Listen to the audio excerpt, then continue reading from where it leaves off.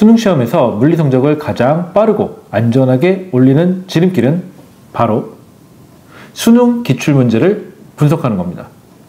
안녕하세요. 이학박사 김수인입니다. 오늘의 주제는 수능시험에서 물리를 선택한 학생이 시험 성적을 가장 빨리 올리는 공부 방법입니다. 수능시험까지 우리가 가진 시간은 모두 다 같죠. 따라서 효율적인 공부 방법이 필요합니다. 그럼 수능 물리 공부에서 가장 효율적인 공부 방법은 무엇일까요? 바로 수능 기출문제를 반복해서 풀이하는 것입니다. 당연한 이야기 아닌가요? 라는 질문을 하시겠죠? 하지만 수능 기출문제에서 각각의 핵심이 무엇이고 어떻게 풀이 과정을 가져가는 것이 최선의 방법인지 생각해 본 적은 있나요? 또한 문제를 보면 어떤 수능 기출문제에서 변형이 되었고 어떤 부분을 사용하였는지 보이시나요? 수능 기출문제 해석이 왜 중요하냐면요. 수능을 출제하는 수능 출제위원들이 기존에 출제된 수능 기출문제를 기반으로 해서 이를 변형해서 문제를 출제한다는 것입니다. 그래서 우리 학생들이 기존의 수능 기출문제를 풀다 더 이상 자기가 문제를 아예 암기를 했고 또 어떤 문제를 봤을 때 이 문제는 어떤 문제가 변형돼서 이 문제가 출제되었는지 정도까지 알 수 있을 정도로 수능 기출문제를 반복해서 풀이하셔야 합니다. 수능 모의고사에서 1에서 3등급 사이에 있는 학생들은요.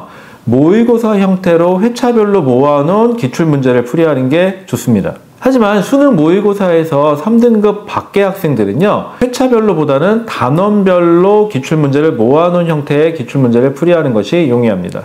이러한 수능 기출문제는 회차별로 모아놨던 단원별로 모아놨던 여러분들 시중 교재로 출간된 교재가 아주 많이 있습니다. 따라서 본인 취향에 맞는 출판사의 문제집을 선택하셔서 반복해서 풀이하시고요. 또한 반복해서 풀이했을 때 지루함을 느낀다. 그럼 이번에는 다른 출판사의 문제집을 선택하세요. 똑같은 수능 기출문제지만 배치가 다르기 때문에 조금 다르게 느껴져서 덜 지루할 겁니다. 이렇게 수능 기출문제가 완벽하게 해석이 된 다음에 그 다음에는요. EBS에서 출간된 수능 특강, 수능 완성, 그 다음에 파이널 모의고사 형태의 문제집을 풀이하는 게 가장 안정적입니다. 시중에는 수능 기출문제 말고도 여러 형태의 문제집들이 존재합니다. 하지만 이러한 것들을 전전하면서 시간을 낭비하기보다는요. 아주 단순하고 쉬운 방법이지만 수능 기출문제를 반복해서 풀이해서 출제자의 의도가 보일 때까지 또한 문제를 가장 효율적으로 풀이하는 방법이 여러분들에게 습득될 때까지 반복하십시오.